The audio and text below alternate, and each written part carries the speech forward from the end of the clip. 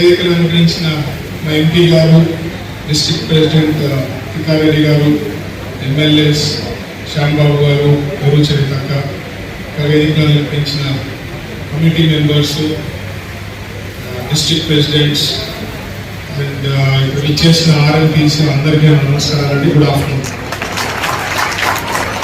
నాకు ఆర్ఎంపీస్ అంటే గుర్తొచ్చేదండి, ఆర్ఎంపీస్ మీరు విలేజెస్లో ఎక్కడన్నా పోండి, ఎవరన్నా అడగండి, ఫస్ట్ గుర్తు ఏదన్నా ఇష్యూ ఉంది, బాగాలే హెల్త్ అంటే ఆర్ఎంపీసే గుర్తొస్తారు, డాక్టర్స్ గుర్తురావు. అండ్ ఆర్ఎంపీస్ ఏం చేస్తే ఆ డాక్టర్ దగ్గరికి వెళ్తారు.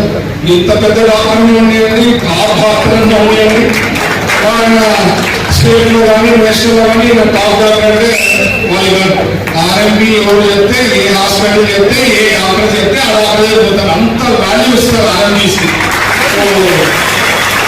మీకు నిజంగా అంటే ఆ నమ్మకం తెచ్చుకోవడం అనేది అంటే మీరు చాలా కష్టపడి ఉంటారు, చాలా సేవలు ఇస్తున్నారు కాబట్టి ఆ పేరు తెచ్చుకోగలుగుతారు. అంటే జనరేషన్స్ ఆర్ఎంపీస్ కి ఆ వాల్యూ ఇస్తారండి. ఆర్ఎంపీస్ కి మంచి గుర్తింపు ఉంది.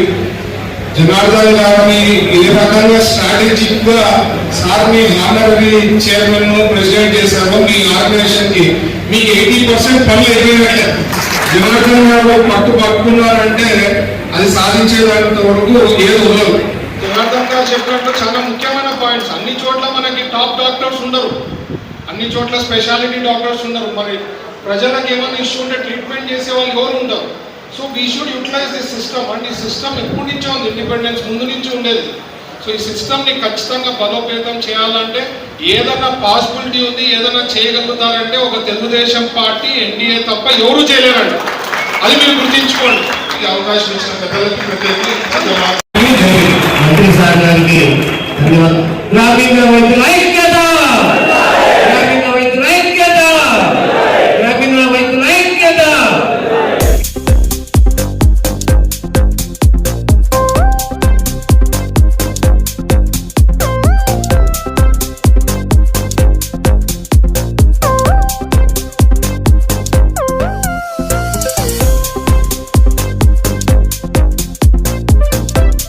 సూపర్ స్పెషాలిటీ డాక్టర్ ఉంటే ఎంబీబీఎస్ డాక్టర్ వైద్యం చేయకూడదా?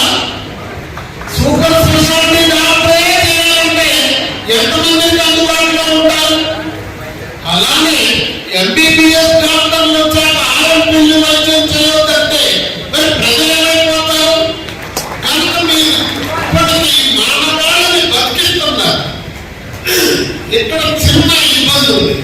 మీలో కొంతమంది మీ పరిధి దాటి వైద్యం చేస్తే ఒకటో రెండో ప్రమాదాలు జరుగుతుంది.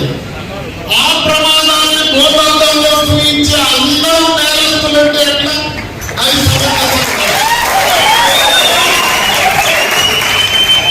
ఎంబీబీఎస్ డాక్టర్ల దగ్గర వైద్యం చేసినా కొంతమంది ప్రమాదవశాత్తు పోతున్నారు, తప్పదు. అలాగే సూపర్ స్పెషాలిటీ ఆసుపత్రుల్లో కూడా జరుగుతున్నాయి. అంటే వాళ్ళకి లైసెన్స్ ఉంది, మీకు లైసెన్స్ లేదని అర్థం. అందువల్ల మానవ ప్రయత్నం చేస్తాం, మంచి ఉద్దేశంతో చేస్తాం. కనుక మీ అందరికీ నా విజ్ఞప్తి ఒకటి, ఖచ్చితంగా మీ పరిధికి లోబడి వైద్యం చేయండి.